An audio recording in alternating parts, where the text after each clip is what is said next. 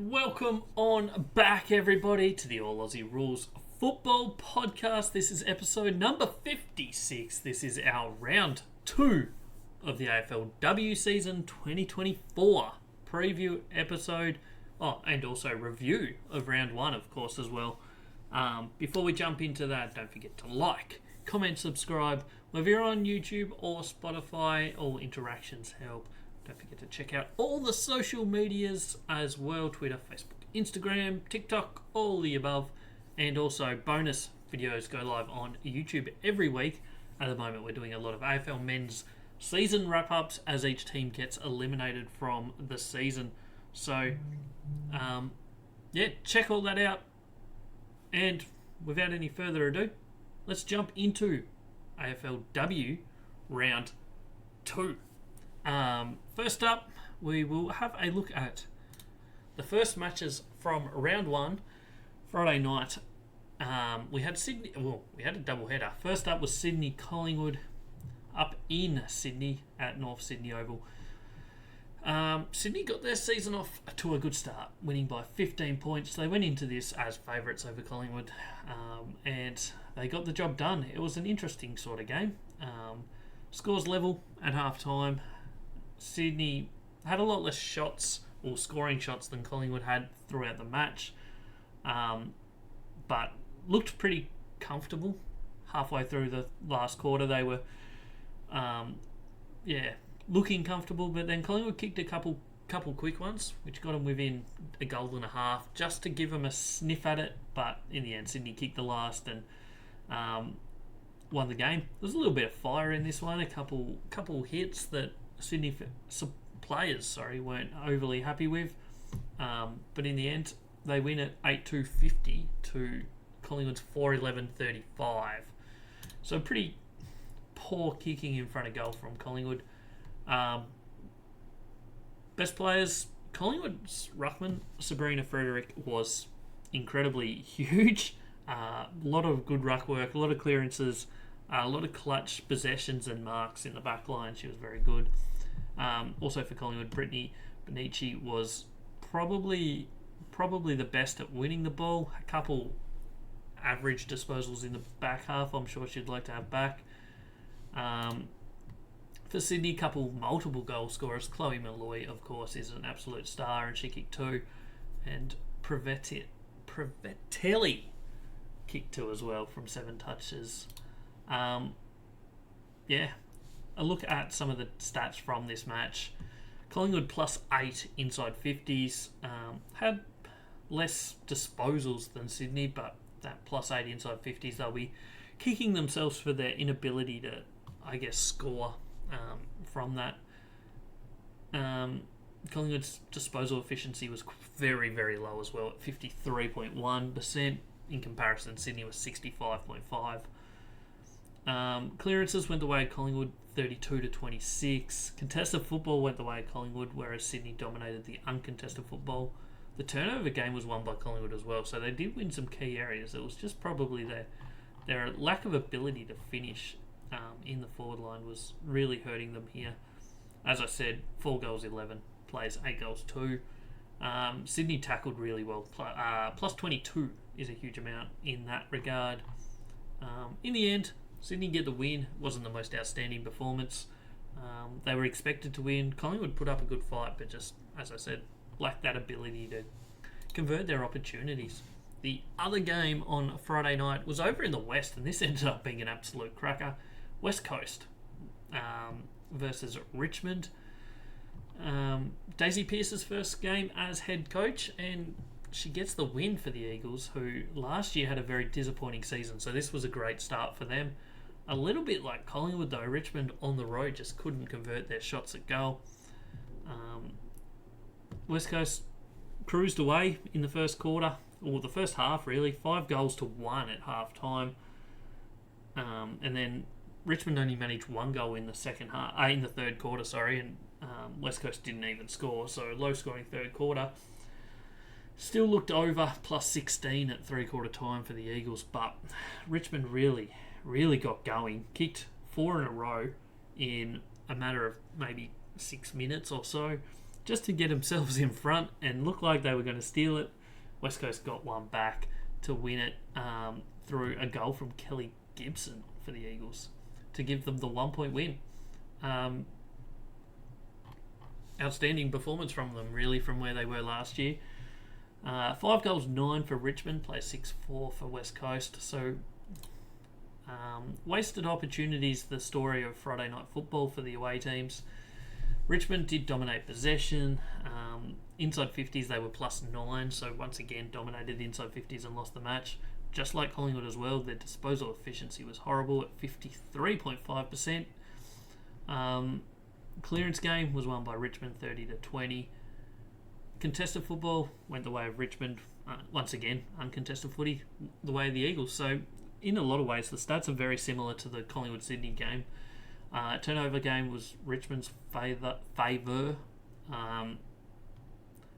And tackles pretty even across the board. 65 plays 63 in the favour of the Tigers. Best players in this game. There will be no surprise who was best on ground. Monique Conti is an absolute gun. She had 31 touches, 6 tackles, 603 metres gained, 5 clearances. Pretty much any time Richmond were getting the ball, winning the ball, she was in there getting it or running away with it. She's an absolute gun. Jess Hosking for West Coast in her first game for the Eagles was very good. She kicked a couple goals early. Could have kicked 3 in that first half, but she was very good. Alison Drennan had 10 tackles for the Eagles, led the way in that regard, as well as 18 disposals, so had a very good game. I don't know if there's anything else that stands out. Kelly Gibson kicked 2 for the Eagles. Her and Hosking were the only 2 multiple goal scorers. And in the end, Richmond kicking themselves for that first half, I guess, and West Coast celebrate a win with Daisy Pearce as coach for the first game, so they will be very happy with that. We move on to Saturday football. First game of the day was GWS Bulldogs, and this was an absolute flogging. 10-12-72 for the Giants, 1-3-9 for the Bulldogs, and halfway through the second, if you look at the scores at half time, it was 2 goals 4-16 to 1-2-8. So it was close and very low scoring at half time. But GWS turned it on in that second half. They kicked 8 goals 8-1 behind in the second quarter. In the second half, so just a dominant second half. Once they got going, they didn't look back, and a great result in the end for the Giants. They were expected to win this. Bulldogs obviously coming off a rough season last year. I don't think too many people had high hopes for them this year. Some of the stats, plus 123 disposals in favour of the Giants, so had a lot of the football. Only the 9 extra inside 50s, but absolutely converted on all their opportunities. Bulldogs' disposal efficiency was very low. Clearance game was pretty level, 26-23 in favour of the Giants. Uncontested football, plus 112 in favour of the Giants. So they just did what they liked all day. Marks 71-19 for the Bulldogs is an absolute shellacking in that area. Tackles was pretty level across the board. Some of the best players in this one, 4 goals to Zali Goldsworthy. Outstanding effort with 18 disposals as well, so great performance from her. Alicia O'Dowd kicked 2, including a goal with her first kick. Georgie Garnett kicked a couple as well. Obviously, pretty much all the best players on the ground are going to be GWS players because they absolutely dominated this game in most ways. Zali probably gets best on ground. Nicola Barr was good with 29 touches, as was Alice Parker. Ellie Blackburn, was probably the Doggies' best player, 25 touches, 9 clearances. Hard to go past that. As well as 8 tackles is a really good effort. But overall, GWS players just dominated this game. The whole GWS team dominated this game. So a really, really good start to their season. And it looks like potentially being a really long season for the Bulldogs. Next up on a Saturday afternoon, we had the Bombers and the Dockers at Windy Hill. Ended up being quite a comfortable victory for the Fremantle Dockers. 10-4-64 plays 3-3-21. Got off to a bad start for the Bombers, really. I think it was in the second quarter that they lost Bonnie Toogood and Amber Clark. So not a great start to their season. I believe Bonnie Toogood's probably missing most of the season. Maybe back for the last couple games, but we'll see. But as one of the Bombers' best players, if not their best player, it's certainly a blow for the Bombers. And at that stage, it was pretty close. Like, at one point, Essendon were leading probably 5-6 minutes into the second quarter, or 6 minutes in, when McCarthy kicked a goal to put the Dockers within a point, and then a few minutes later, McCarthy got another one to put them in front. And then from then on, it was pretty much just one-way traffic in the end. 10-4-64 to 3-3-21 is a pretty comfortable victory in the end, in the way of Fremantle on the road. So a great start to their season. A look at some of the stats. Disposal counts were very similar for both teams, but that inside 50 count was huge in favour of the Dockers, plus 20. So outstanding effort there. Once again, the team that lost had a terrible disposal efficiency at 49.8%. A bit of a theme of the weekend. One team's using the ball really well and the other team not so much. So maybe something in that. Clearances were 33 to 30 in favour of the Dockers, leading the way like their men's team does, dominating clearances. They won the clearances here. Contested footy went the way of the Dons. Uncontested footy slightly in the way of Fremantle. Marks 39 to 28, so nothing too exciting there. Tackles was a huge count for both teams. 97 for the Dockers, 85 for the Dons. So that's a really high number for both teams. Best players, you're looking the way of the Dockers, I think. Some multiple goal kickers.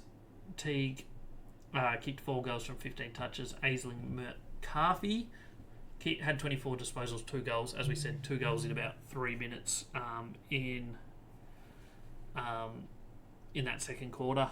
So a good effort from there. Daria Bannister for the Bombers kicked 2 goals as well. Some really big possession and stat getters, I guess, for Fremantle. McCarthy, 24 touches, 2 goals, 14 tackles, and a couple of clearances, really good.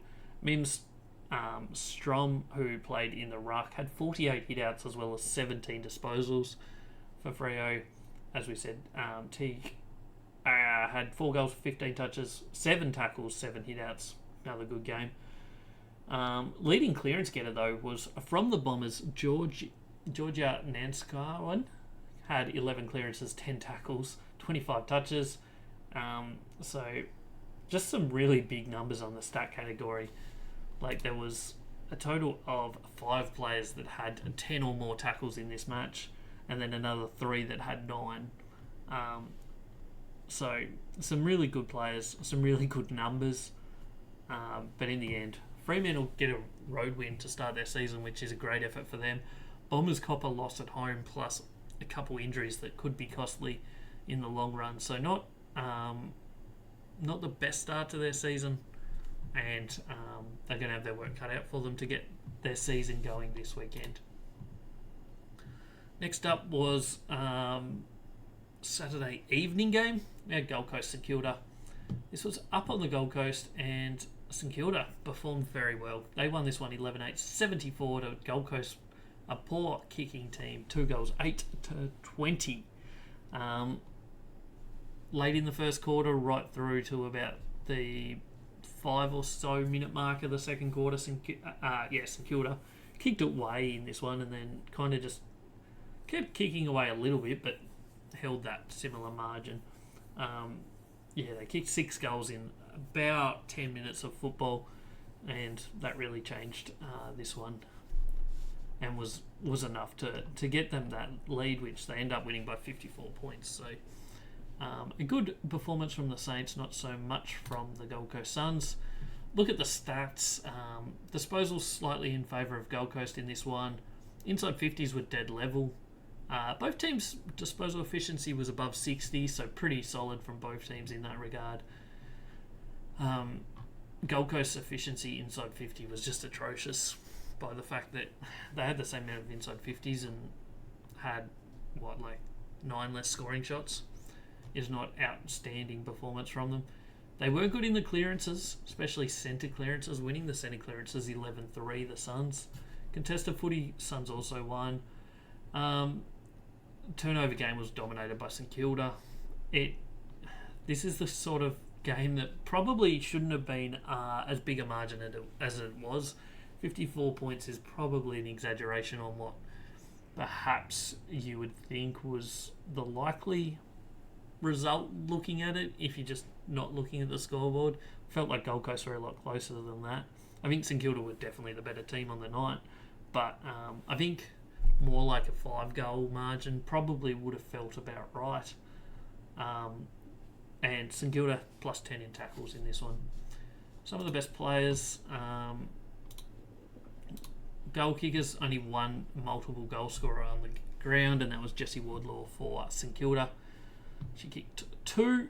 Charlie Rowbottom for Gold Coast was close to best on, certainly Gold Coast best player. She had 26 touches, 11 tackles, 5 clearances, was involved in everything. Interesting to note that Jessie Wardlaw, as well as kicking 2 goals, goal assisted 4. So 6 out of St Kilda's 11 goals were either kicked or directly assisted by Jessie Wardlaw. So a great performance from her in that forward line with 17 touches as well. So a good effort. Tiana Smith played well, 16 touches, 10 tackles, 8 tackles for Olivia Vesely. St Kilda just probably the more consistent team across the board, I think, in this one, and that's what got them the win. We then had one more game on Saturday, and it was actually an absolute cracker in the end. Down at the Cattery, Melbourne get the win 6-6-42 to Geelong's 6-4-40. This was billed as one of the 2 big games of top 4 fancied teams of the round. Obviously this one and the grand final rematch, which we'll get to very shortly. But just a very tight game in the end. It went right down to the wire. Geelong kicked a goal with about a minute to go. I think it might have been just under a minute to go from a free kick, which got them within a kick, but they weren't able to get another one in that last 50 odd seconds. Geelong led pretty much most of the night. It was just before 3/4 time that Melbourne got the lead, and then they held on to it from then on. A look at some of the stats here. Melbourne plus 4 inside 50s. Disposal count was very similar for both teams. Unlike most of the rest of the games, the team with a bad disposal efficiency was Melbourne, and they held on to win. Both teams struggled to get shots at goal from their inside 50s and their entries. Clearances were dominated by Melbourne 31-23. Contested footy slightly in Melbourne's favour. Turnover game was dominated by Melbourne plus 5 in that regard. Outside of that, 7 contested marks to Melbourne was a great effort to Geelong's 2, and tackles were plus 7 to Geelong. Best players in this one, Kate Hoare kicked 3 goals and Jacqueline Perry kicked 2 for Geelong. They were the multiple goal kickers. Best players, Kate Hoare, 23 disposals, 3 goals was outstanding. And for Geelong, Amy McDonald, probably their best player with 28 disposals, 9 tackles and 9 clearances. Really good performance. But in the end, Melbourne were too strong and really set their season up for a real good tilt, I reckon, at the top 4 here from that as their first game. They've got another tough game coming up this weekend. If they can get through that one with another win, they are going to be looking very strong as one of the top chances, I think, in the season. Geelong, they've got a tough game as well coming up this weekend. They won't want to go 0-2. They're a good team. They look like they're going to be a good team, but they certainly won't want to drop to 0-2 this season. We then move on to Sunday football. No, we don't. There was another Saturday night game. Sorry, I forgot about the second game. This one was on at the same time. My brain was not working too well there. It was Port Adelaide. Adelaide, it's the showdown over there. Adelaide went in as probably pretty strong favourites in this. They obviously had the much better season last year. Port Adelaide weren't great last year.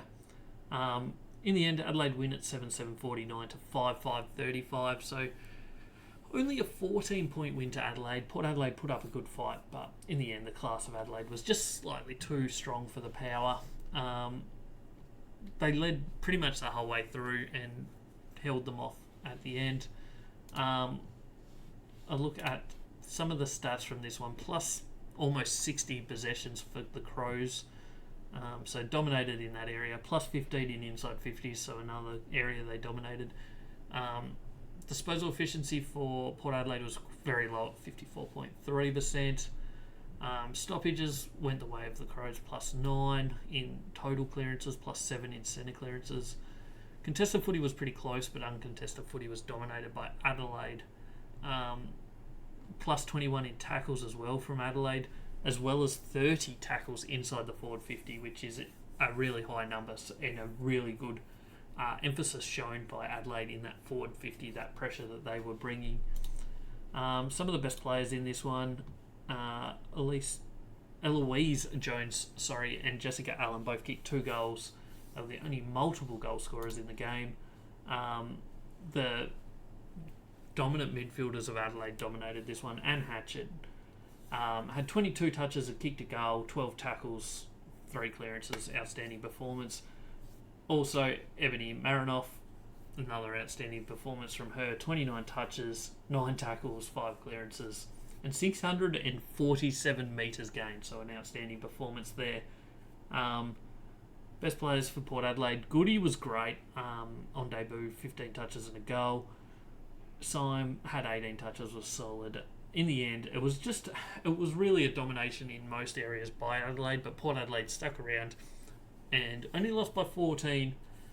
They've got a lot of work to do, I think, this season to push for finals. I don't think they're quite there, but they showed a bit of fight in this one, and it certainly wasn't the worst performance shown by them at all. Some of the stats looked average, but they did all right. Probably better than what a lot of people expected from them. We move on to Sunday now, and we've got Hawthorn Carlton. I was about to say at the MCG, but it was definitely not at the MCG. It was at Frankston. Hawthorn won at 9-12-66, plays 4-4-28.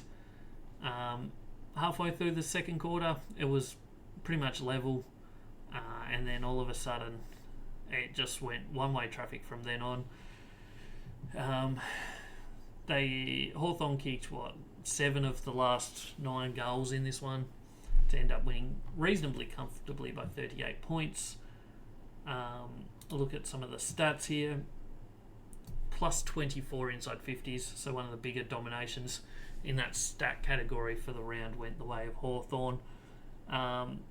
Both teams were similar disposal efficiency, neither of them great. 57.3 for Hawthorn, 57.8 for Carlton. Clearances plus 11 for Carlton, but couldn't convert it into opportunities. Contested footy just the favour of Hawthorn. What else have we got? Tackles 76-62 in favour of Hawthorn.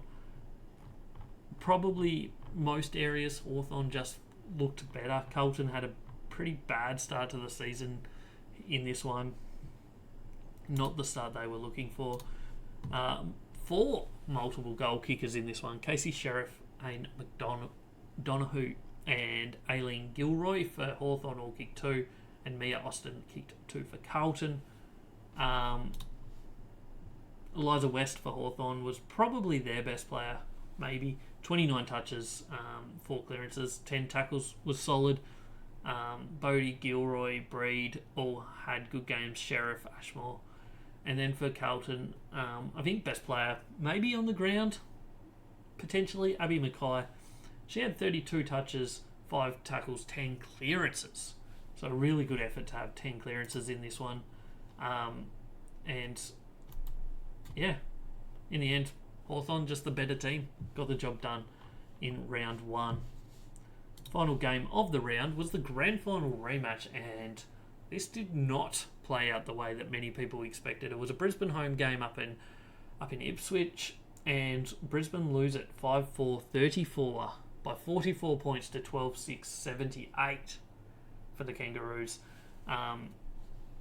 Perfect start to the year for the team that didn't win the premiership last year, and certainly not the start that Brisbane were looking for.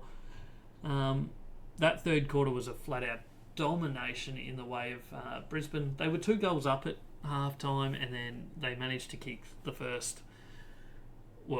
only 6 goals of that third quarter to give them a massive lead, 64-15, going into the last quarter. Kind of went goal for goal from there. Brisbane kicked the first 2 of the last quarter, and then it went North Melbourne goal, Brisbane goal, North Melbourne goal to finish.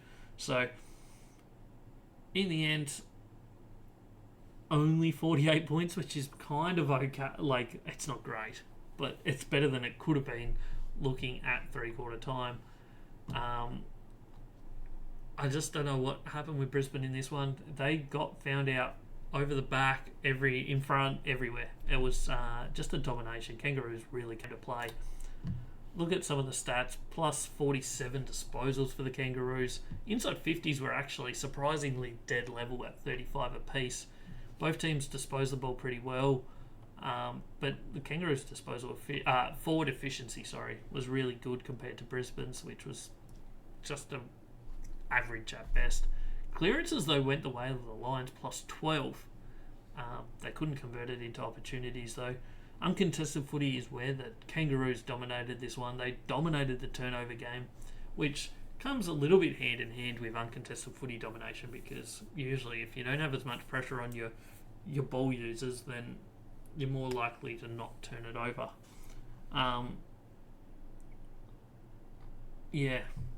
19 extra tackles for the Lions, so they tackled well. They brought some pressure, but in the end, they just really didn't do great, did they? Certainly not the start to the season they were looking for. Some best players, 4 multiple goal kickers, all for the Kangaroos. Wall, O'Loughlin, Martin and Edie all kicked 2. Best players for Kangaroos, probably Riddell with 31 touches and a goal was outstanding. Jasmine Garner was solid with 27 touches and a goal. And O'Loughlin, 19 touches, 2 goals. For Brisbane, probably one of the stat lines of the weekend for AFLW was Ali Anderson, 29 touches, a goal, 7 tackles, 15 clearances. 15 clearances is an outstanding effort in any stretch of the imagination. So, a really good performance from her in that. The next best on the ground had 6, which was Jasmine Garner, and then no one else had above 3. Good performance there. That's the end of round 1. I don't have a list of how my tips went, but I can read them out to you. Wasn't a great week. We went 4-9. We got Sydney right. We got Richmond wrong. We got GWS right. We then got Fremantle, St Kilda and Melbourne all wrong. We got Adelaide right, Hawthorn right, and then we went with Brisbane in that last game, and that was proven wrong as well. We will now jump into this weekend's football. There's 9 games to look at across 3 days. The curtain raiser to the AFL men's final is Bulldogs Port Adelaide at the MCG. Huge game, 4:30 p.m. Both teams coming off a loss last week. Bulldogs looking really bad in that one, whereas Port Adelaide played a solid performance against Adelaide, just probably slightly outclassed in the end. You'd have to think that Port Adelaide will go into this favourites and should probably take care of the Bulldogs. based on what we saw in round one. That would be my suggestion. We move on to Saturday.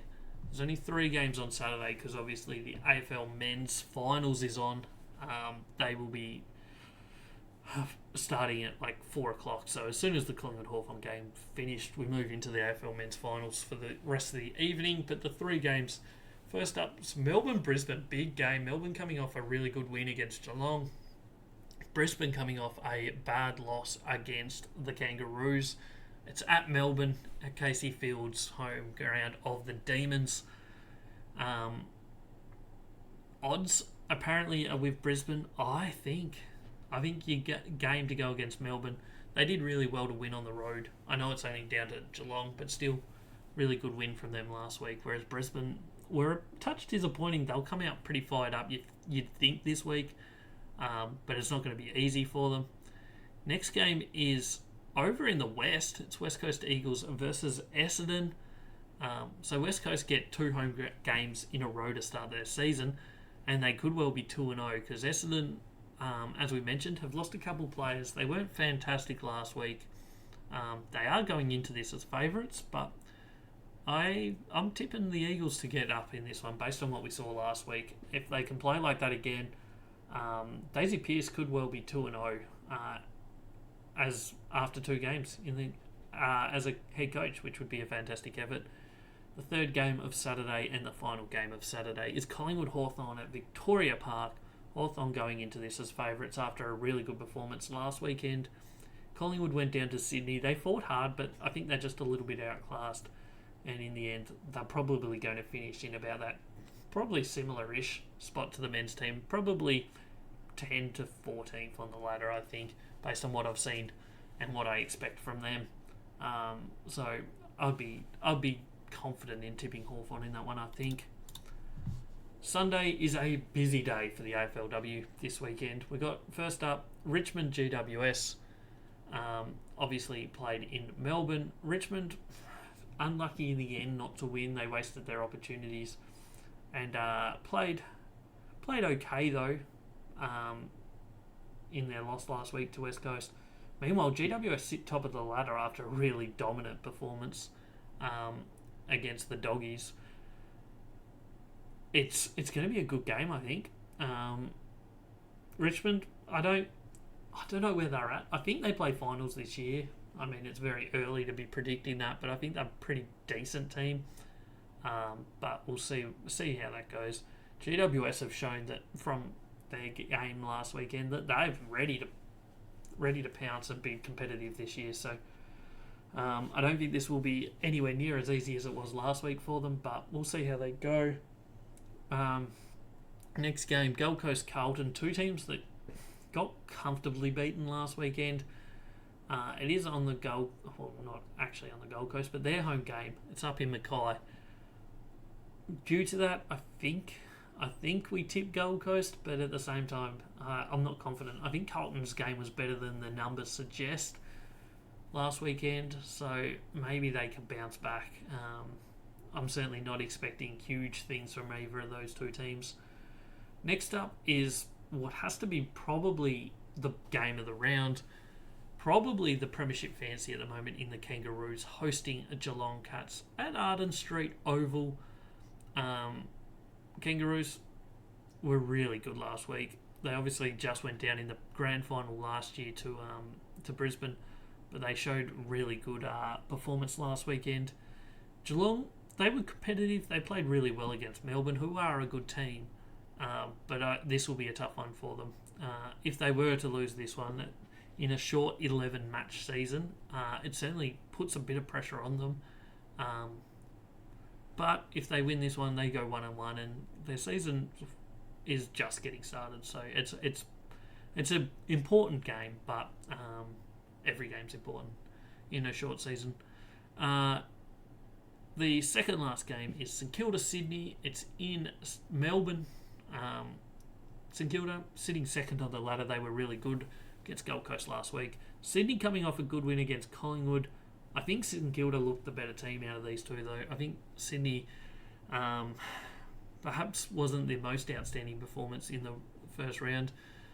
Their numbers didn't read that great. They won by 15 points, but poor kicking from their opposition probably helped that. I don't think they'll get that against St Kilda. I think St Kilda showed this last week, that they are going to be pretty competitive this year, and I think they just get the job done over Sydney. And then the final game of round 2 for the AFLW season 2024 is Fremantle hosting Adelaide.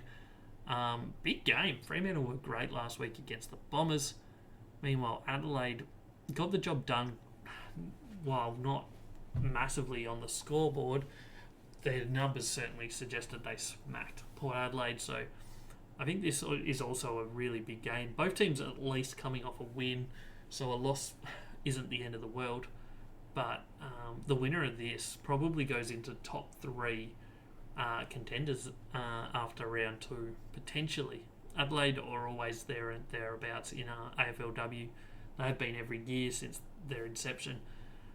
And Fremantle, they look like the real deal last week, so it'll be interesting to see how that one plays out. We'll jump in and have a look at my tips for the weekend. This is how I have all the games. So we've got Port Adelaide beating the Bulldogs by 15 points. We have Melbourne beating Brisbane by 3 points. West Coast winning and going 2-0 against the Bombers, 11-point winners. Hawthorn to beat Collingwood by 15. Richmond to bounce back and beat GWS by 20, which is probably a big call, seeing GWS were really good last week. But I have faith in Richmond. Carlton by 23 points on Gold Coast. I'm not confident either way in that game. North Melbourne by 10 points over Geelong. St Kilda to beat Sydney by 12. And in the final game, Fremantle to beat Adelaide by 1 point in an absolute classic.